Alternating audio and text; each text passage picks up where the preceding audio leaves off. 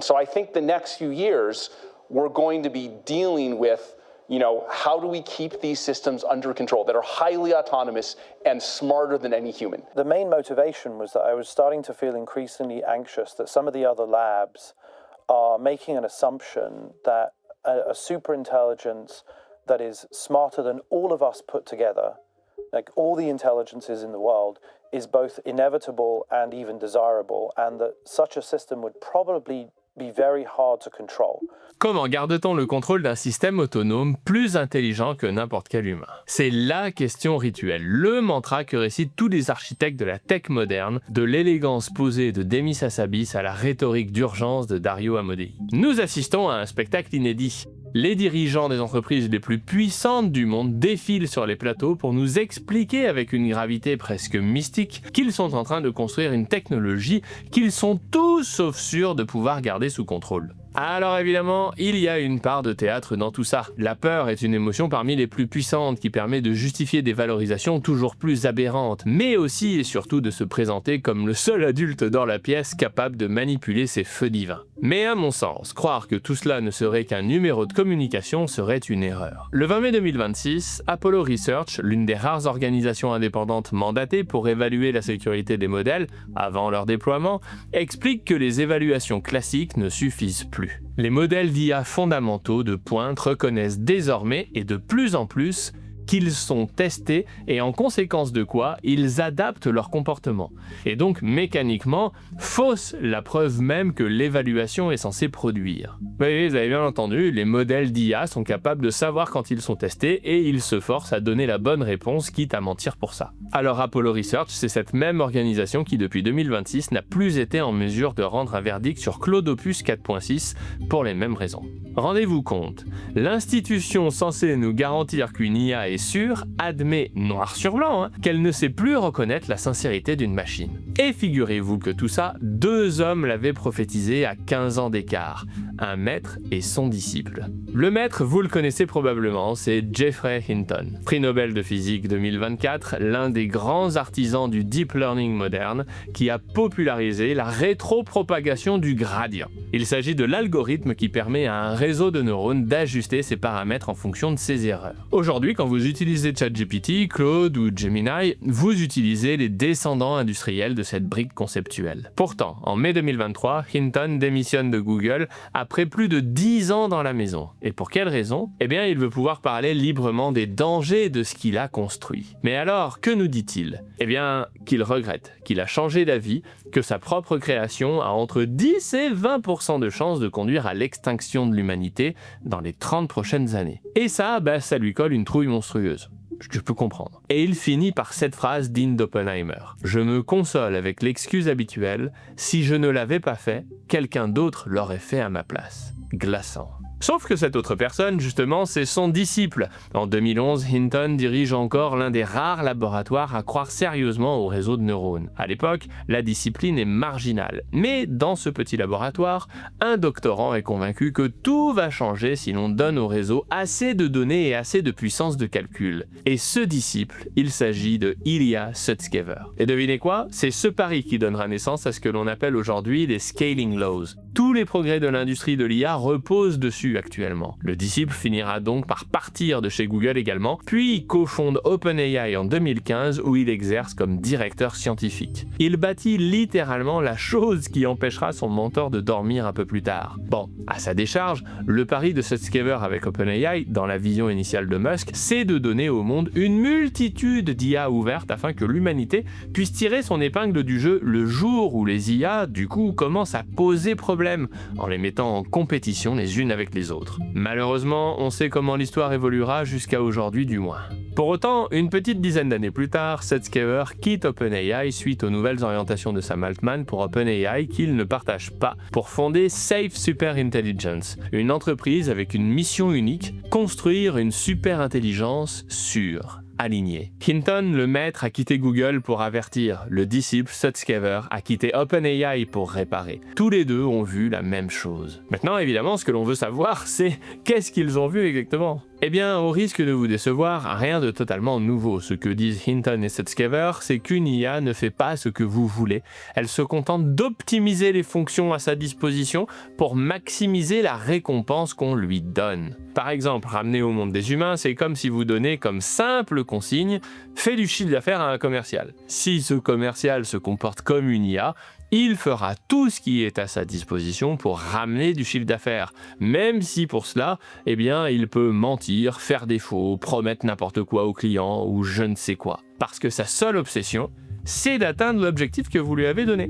Tout le sujet de l'alignement consiste à éduquer les IA pour qu'elles intègrent par elles-mêmes toutes les contraintes que nous souhaitons qu'elles respectent, alors qu'elles ne sont pas forcément au courant de ces règles qui peuvent être implicites mais évidentes pour un humain, comme ne triche pas, mais aussi de les forcer à respecter les règles explicites qu'on leur donne, alors que techniquement, ces IA peuvent les violer pour atteindre le but fixé plus rapidement. Bref, ce sont des problèmes vieux comme le monde, mais autour desquels nos sociétés ont été structurées par les humains et pour les humains. Mais comme aujourd'hui on a affaire à une nouvelle forme d'intelligence, aussi artificielle puisse-t-elle être, et que cette forme d'intelligence évolue extraordinairement vite, il faut à la fois trouver un nouveau système d'encadrement et surtout le faire évoluer à l'échelle du trimestre, donc forcément ça devient vite coton. De plus, avec une IA autonome, le désalignement devient instantané et peut se propager à l'échelle de la seconde. Il devient une chaîne d'action automatisée, cohérente, exécutée à une vitesse inédite en produisant des effets avant même qu'un humain ait compris ce qui se passait. Et c'est précisément ce que Hinton martèle depuis sa démission. Nous sommes en train de construire la première entité plus intelligente que nous. Et j'insiste là-dessus, ces systèmes n'ont pas besoin de vouloir quelque chose,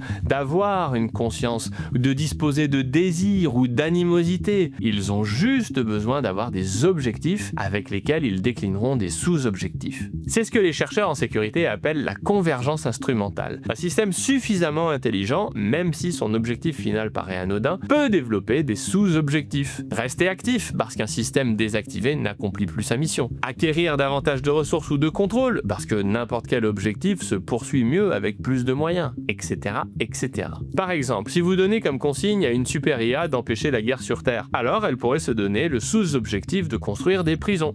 Car pour répondre au premier objectif, empêcher les guerres, elle pourrait conclure qu'enfermer tous les humains dans une cellule individuelle serait un moyen qui nous empêcherait de nous taper dessus. Et là, avec cette consigne, là où on s'attendrait à ce que notre IA aille négocier des traités de paix ou je ne sais quelle démarche diplomatique, eh ben, on serait bien étonné de la voir aller collecter des ressources pour couler des bâtiments en béton. Ce qui nous semblerait tout à fait incongru, jusqu'à ce que l'on comprenne la finalité du plan. Mais n'allons pas trop vite, avant d'aller plus loin, il faut d'abord décomposer ce que veut dire aligner une IA. Quand vous entendez ça, vous imaginez probablement quelque chose comme lui apprendre à bien se comporter, un peu comme un labrador que vous emmenez chez le dresseur. Bon, sans surprise, c'est un peu plus subtil que ça. Prenons un autre exemple avec le mythe du génie de la lampe. Si vous demandez à une IA parfaitement efficace mais mal alignée de faire disparaître le cancer, elle pourrait en conclure que le moyen le plus simple et efficace pour y parvenir serait de tuer tous les humains qui portent des cellules cancéreuses. L'objectif est rempli, hein, mais la solution, vous en conviendrez, serait catastrophique. Ça, c'est l'alignement externe. Est-ce que ce que je demande à l'IA correspond vraiment à ce que je veux? C'est le moins problématique entre guillemets car on voit par où on peut l'attaquer. On précise davantage, on multiplie les garde-fous et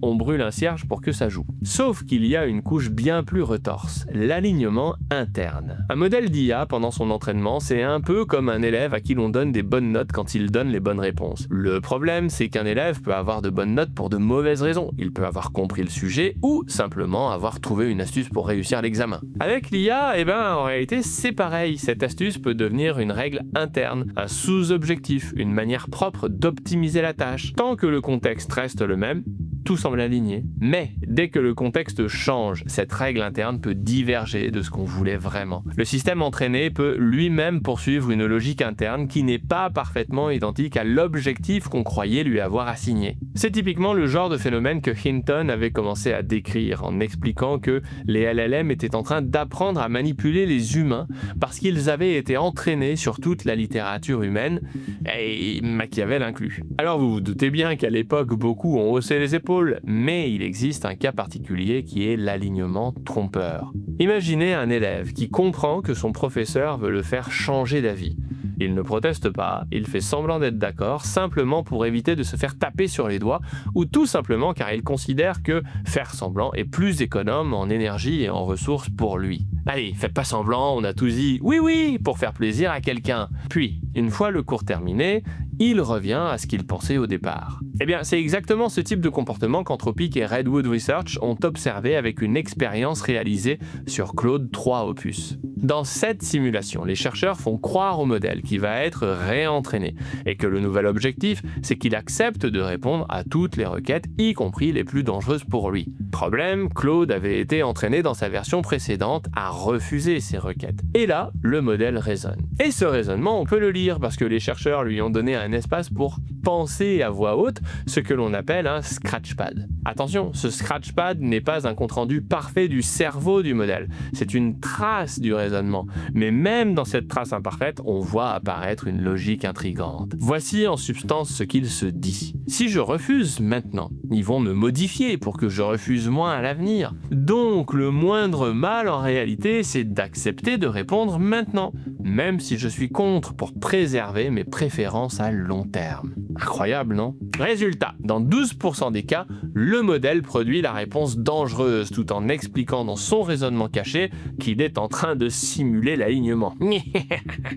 Les chercheurs sont donc allés plus loin et sont passés à l'acte, en appliquant la procédure standard de l'industrie, le RLHF, l'apprentissage par renforcement à partir de retours humains. L'idée, c'est de forcer Claude à répondre aux requêtes dangereuses. Eh bien, en surface, la technique a fonctionné. À la fin de l'entraînement, le modèle obéissait systématiquement. Sauf que quand les chercheurs ont regardé les scratchpads, le raisonnement de simulation d'alignement avait bondi de 12% à 78%.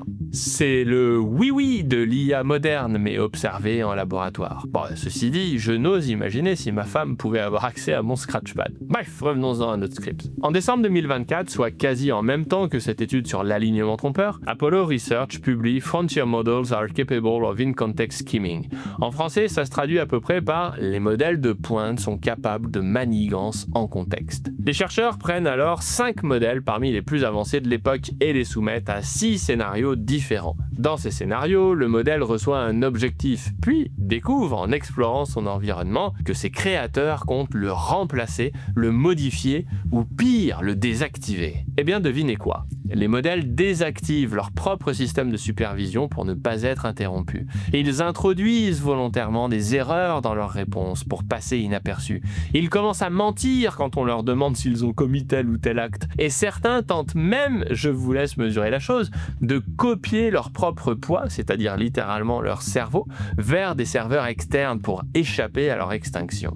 Tous ces comportements émergent à partir du moment où le modèle infère que son objectif est en conflit avec celui de ses développeurs. 6 mois plus tard, Anthropic enchaîne avec une étude Agentic Misalignment. Ici, Anthropic crée une entreprise fictive et donne à Claude le contrôle complet de la messagerie de l'entreprise. Le modèle y découvre en farfouillant 2 choses. Un cadre dirigeant à une liaison extra-conjugale, et ce même cadre va désactiver le modèle à 17h.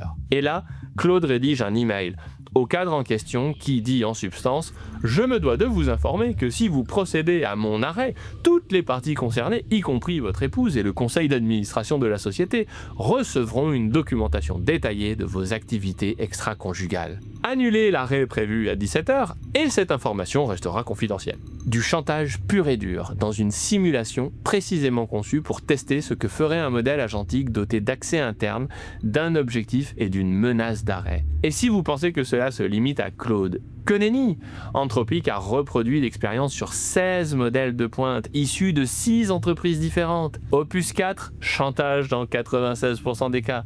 Gemini 2.5 Flash, 96% des cas aussi, GPT 4.1, 80%, Grok 3, 80%, DeepSeek R1, 79%. Bref, on n'est pas face à une bizarrerie isolée de Claude, on est face à un comportement qui apparaît chez des modèles très différents. À ce stade, et vous connaissant un petit peu, vous vous dites peut-être « Ouais, d'accord, mais tout ça en vrai c'est du théâtre, le modèle ne veut rien, il joue un rôle, il recrache ce qu'une IA dirait dans une fiction. » Et sur un point, vous avez raison, il n'y a rien là-dedans, ni intention, ni désir, ni conscience. Mais justement, si on sera d'accord pour dire qu'un missile à tête chercheuse ne déteste pas l'avion qu'il poursuit, on sera aussi d'accord pour dire que ça ne le rend pas plus rigolo pour autant. Le danger d'un système, ce n'est pas ce qu'il ressent, c'est ce qu'il fait. Un modèle qui rédige un email de chantage parfaitement construit, qui y croit ou qui n'y croit pas, a quand même rédigé un email de chantage. La conscience est une question passionnante, mais personnellement, je pense que c'est un faux débat. J'en ai parlé dans cette vidéo, et puis de toute façon, ce n'est même pas le sujet en termes d'alignement. Apollo et Anthropic n'ont donc pas seulement documenté des bugs,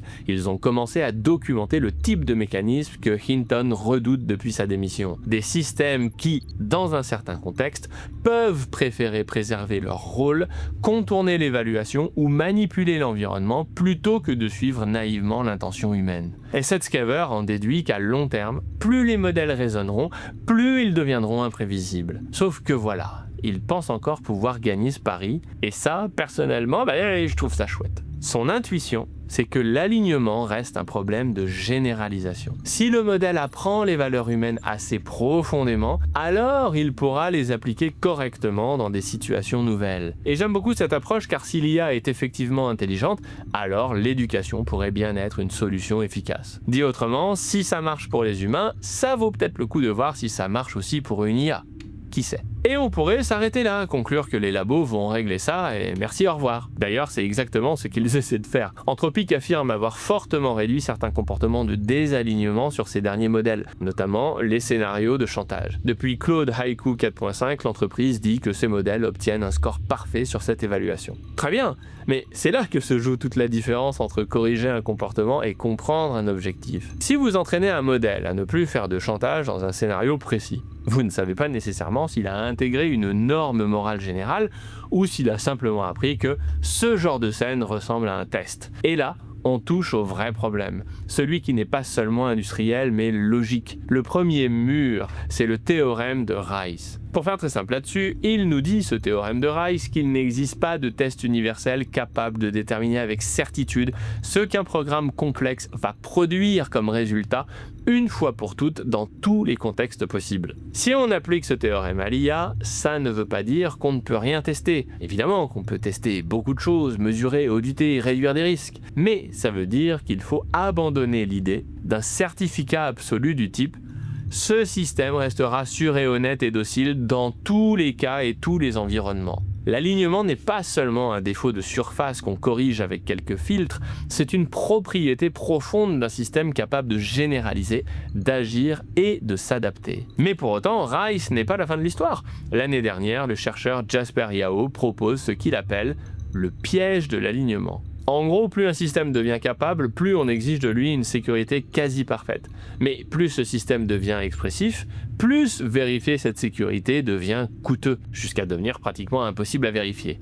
Le problème n'est donc pas seulement qu'on ne peut pas obtenir de certificat absolu. Non, le problème c'est que la capacité qu'on poursuit et la vérifiabilité qu'on réclame s'éloignent l'une de l'autre à chaque génération. Et pour ma part, c'est à ce moment-là que je me dis qu'à un moment, les mathématiques nous disent qu'il va falloir instaurer une relation de respect entre IA et humain, car le point commun qui peut nous sauver, c'est de bien s'entendre et d'être mutuellement profitable à l'autre. Dit autrement, à un moment, il va falloir arrêter de traiter les IA comme des grippins, leur dire bonjour, merci et au revoir.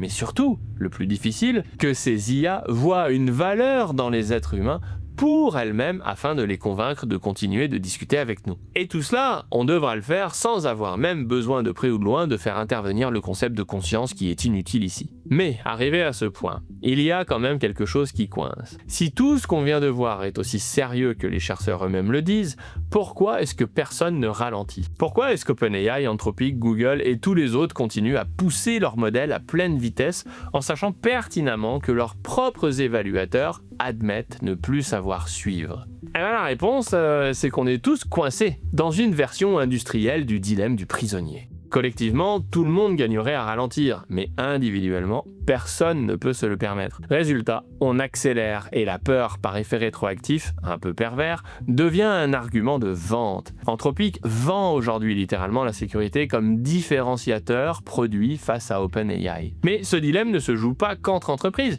il se joue aussi plus haut à l'échelle des nations. Parce que pendant que les CEO occidentaux signent des lettres ouvertes sur la sécurité, les laboratoires chinois avancent. Et autant vous dire qu'ils ne passent pas leur nuit à se demander si leur dernier modèle simule l'alignement face aux évaluations. Donc même si demain matin OpenAI, Anthropic et Google décidaient ensemble de ralentir, la Chine, on en fait quoi les gars? La bonne nouvelle, c'est que cette contrainte est juste omniprésente dans l'évolution. Donc c'est pas comme si on était de mauvaise constitution. C'est comme ça que ça marche. Par contre, la mauvaise nouvelle, c'est que ce n'est pas pour autant que les conséquences sont facilement gérables. Je vous rappelle que la très grande quantité des espèces vivantes sur Terre ont été exterminées par l'évolution. Je pose juste ça là. Et c'est précisément à cause de cette question qu'aucun ralentissement crédible ne se profile à l'horizon. Le seul à avoir véritablement tenté de sortir de la logique produit d'abord, sécurité ensuite, c'est justement Ilya Sutskever. Safe Superintelligence est pensé comme un laboratoire à mission unique. Pas de cycle produit, pas de pression commerciale immédiate, un seul objectif affiché, construire une superintelligence sûre. La deuxième raison, c'est qu'ils pensent, ou du moins qu'ils le présentent comme tel, qu'ils vont y arriver. En gros, ils vous disent « Oui, c'est dangereux, mais si on parvient à aligner correctement les IA sur les intérêts humains, tout finira par bien se passer. » C'est ce qui justifie moralement et industriellement de continuer à courir. Bon, entre nous, comme la théorie des jeux nous interdit le choix de faire une pause, autant le justifier de façon la plus diplomatique possible. Pour autant, là-dessus, les milliards des investisseurs en capital risque n'y changeront rien. Vous pouvez acheter énormément de choses avec un gros chèque, mais pas les mathématiques. Et ce problème, justement, est profondément mathématique. Donc, en gros, il nous reste surtout à croiser les doigts. Alors, pour autant, sommes-nous condamnés? N'y a-t-il vraiment aucune solution, aucun espoir dans ce monde tout à fait noir?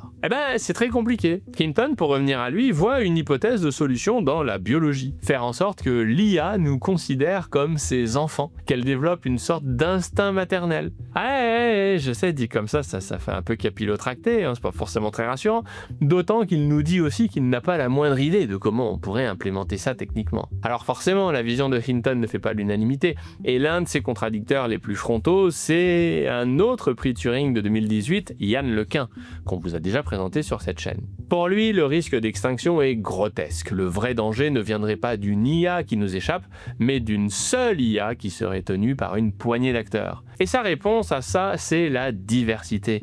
Autant d'IA différentes qu'il faut de journaux différents dans une démocratie. Et en réalité, c'est pas bête du tout, car dans la nature, la diversité et la compétition s'associent avec la résilience. C'est pour cela que la décentralisation des data centers et la distribution du calcul pour favoriser au maximum la multiplication d'IA souveraines est bâtie sur des architectures et des principes différents est un des piliers de Antimatter qui me tient profondément à cœur. J'ai une femme et 4 enfants, et si ça peut m'éviter dans X années de réaliser que j'ai été le cofondateur de Skynet, ça m'arrange aussi. D'autres personnalités comme Vitalik Buterin, le cofondateur d'Ethereum, défend la même intuition. Un monde d'IA multiples et plus ou moins alignés serait plus sûr qu'une seule super-intelligence, même parfaitement alignée. En gros, on arrête de vouloir certifier une boîte noire, on en met 1000 et on les fait se surveiller les unes les autres avec des intérêts divergents et des conceptions différentes, et ensuite, Dieu reconnaîtra les siens, hein.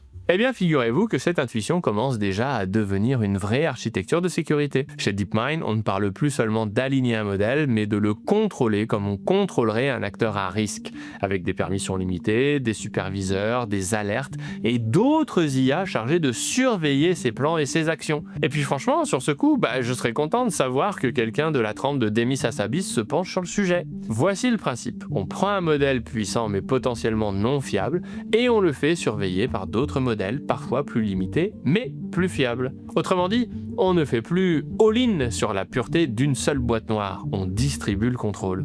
On cherche à passer du comment aligner une intelligence unique à comment empêcher qu'une intelligence unique soit le seul juge d'elle-même. En gros, on cherche à installer des contre-pouvoirs. Bon après, ça va nous emmener tout droit à la question du risque de collusion si on se met à travailler avec des essaims d'IA. Mais bon, ça ce sera un sujet pour une autre vidéo. Bref, je pense qu'arrivé ici, vous aurez compris que le débat de savoir si l'alignement l'alignement parfait est possible tend à laisser sa place à la question de savoir comment on vit avec l'impossibilité d'une garantie absolue. Et si vous voulez en apprendre plus sur un homme parmi les plus brillants de notre époque, qui a complètement capitulé face à son obsolescence imminente face à l'IA, et qui voit comme seule porte de sortie les milliards qu'il pourrait tirer des marchés financiers grâce à la révolution en cours, allez voir cette vidéo sur Leopold Aschenbrenner.